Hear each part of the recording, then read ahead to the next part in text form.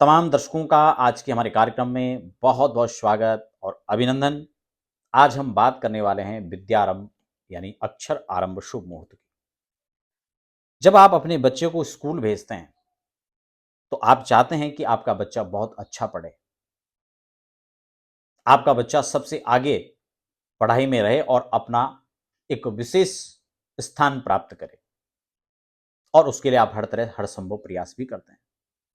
आज इसी श्रृंखला में आपका पहला प्रयास, क्योंकि शास्त्रों के अंदर अक्षर आरंभ विद्या आरंभ के लिए मुहूर्त दिया गया है, और हमारे यहाँ मुहूर्त का यही मतलब होता है कि आप अच्छे समय में अच्छे कार्य की शुरुआत कर सकें, ताकि उस कार्य में आने वाली सभी अवरोधताएं खत्म हो जाएं और सकारात्मक माहौल के साथ आप आगे बढ़ें।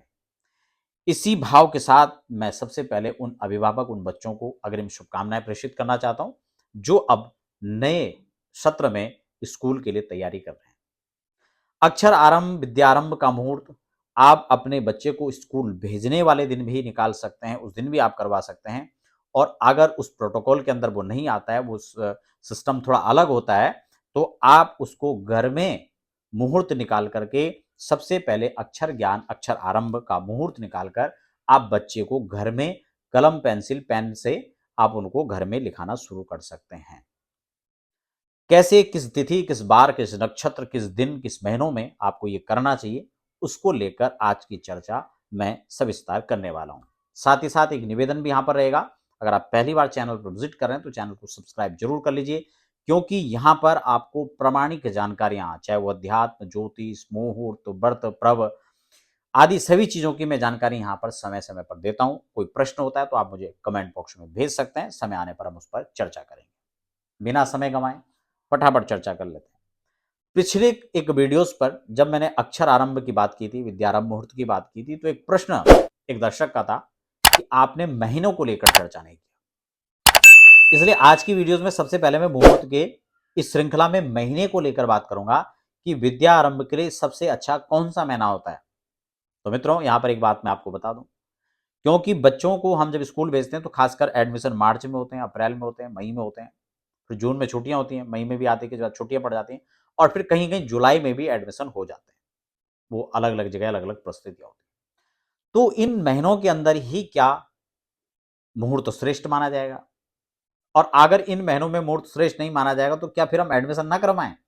ये भी एक प्रश्न होता है। इसीलिए हमने महीने को पिछली बार कार्यक्रम में नहीं रखा था। अब अक्षर आरंभ मुहूर्त को अगर आप सबसे अच्छा माने तो मैं आपको एक दिन बता देता हूं। वर्षबंध के अंदर जो माघ का महीना है वो सबसे श्रेष्ठ पड़ेगा, आप किसी भी दिन करवाएं। और माघ में भी शुक्ल पक्ष की पंचमी तिथि यानी गुप्त नवरात्रि की पंचमी तिथि को अगर आप करवाते हैं, बसंत पंचमी को, तो सबसे अच्छा मुहूर्त हो सकता है। और ये सभी के लिए हो सकता है, इसमें किसी को कुछ और देखने की आवश्यकता है ही नहीं। आप सिर्फ शुभ लगन देख करके आप करवा सकते हैं। वो दिन सबसे बेहतर है पूरे वर्ष भर के अंदर, लेकिन सबके लिए वो दिन सुलभ नहीं हो पाएगा। अब ऐसी स्थिति में कौन कौन से तिथि, नक्षत्र, बार कौन कौन से पड़ेंगे, मैं उसको लेकर सविस्तार चर्चा कर रहा हूं। तो मास के अंदर आपको माघ का महीना श्रेष्ठ है। इसके अतिरिक्त जो भी महीने आ रहे हैं सब में कर लीजिए, कोई दिक्कत नहीं है, महीने को छोड़ दीजिए। पक्ष की बात करें तो शुक्ल पक्ष और कृष्ण पक्ष दोनों को आप कर सकते हैं, कोई दिक्कत नहीं है। शुक्ल पक्ष के साथ अच्छा मुहूर्त आ रहा है तो आप उसको ज्यादा प्रायोरिटी दीजिए। अब तिथि की बात कर लेते हैं।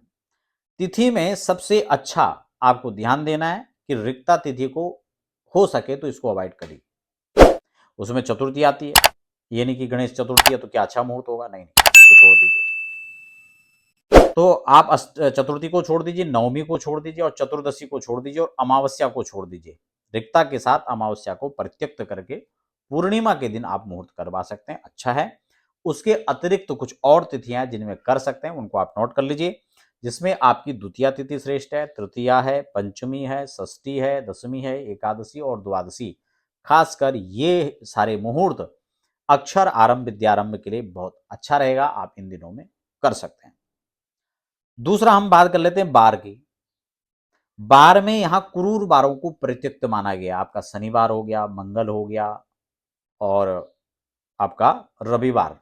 वैसे भी संडे को तो स्कूल खैर बंद ही होता है, लेकिन रवि, मंगल और शनि, इन क्रूर बारों को छोड़ दीजिए। इन बार के अलावा आपको सोमवार का दिन अच्छा माना जाएगा, शुक्र और बृहस्पति को विशेष शुभ माना जाएगा, साथ में बुधवार भी आप ले सकते हैं। इन 4 बारों के अंदर शुभ रहेगा और 3 बारों को छोड़ दीजिए। ये 7 बारों की श्रृंखला में आपको 4 बार लेने हैं।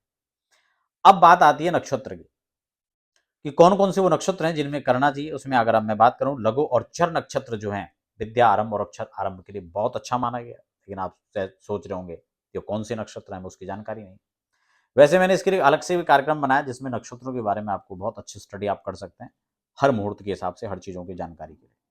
लेकिन फिलहाल आपको तो उतनी आवश्यकता नहीं, आप इन नक्षत्रों को नोट कर लीजिए और इनमें से कौन कौन से नक्षत्र हैं जब करना चाहिए उस पर विचार कीजिए। हस्त नक्षत्र पड़े तो बहुत अच्छा है, इसके साथ ही अश्विनी नक्षत्र या पुष्य नक्षत्र आ रहा हो तो भी बहुत अच्छा है।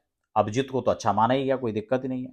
स्वाति और पुनर्वसु नक्षत्र भी इसके लिए अच्छा है, जबकि रेवती, चित्रा, अनुराधा और ज्येष्ठ नक्षत्र को भी अक्षर आरंभ या विद्या आरंभ मुहूर्त के लिए उपयुक्त तो माना गया है, यानी वो अच्छे हैं। अब इस कार्यक्रम के अंदर हमने तिथि की बात कर ली है, बार की बात होगी, नक्षत्र की बात, मास पक्ष की बात हम कर चुके हैं। अब बात आता है महत्वपूर्ण लग्न, क्योंकि सर्वे दोषा विनिश्यन्ति लग्न शुद्धि यदा भवेत। मुहूर्त शास्त्र कहता है, ज्योतिष कहता है, अगर आपने लग्न का शोधन कर लिया तो कई दोषों से आपका मुहूर्त विमुक्त हो जाता है, आपका मुहूर्त सटीक और अच्छा होता है। इस लग्न को कैसे हम समझें, इससे पहले यह भी आप समझ लें कि आप अपने बच्चे के जन्म राशि के हिसाब से गोचर के चंद्रमा को जरूर देखें। अच्छे मुहूर्त होने के साथ साथ आपके बच्चे के गोचर चंद्रमा से आपकी बच्चे की राशि से गोचर का चंद्रमा चौथे और 8वें और 12वें स्थान पर विशेषकर नहीं होना चाहिए, उसको अवॉइड करें। ठीक हो गया।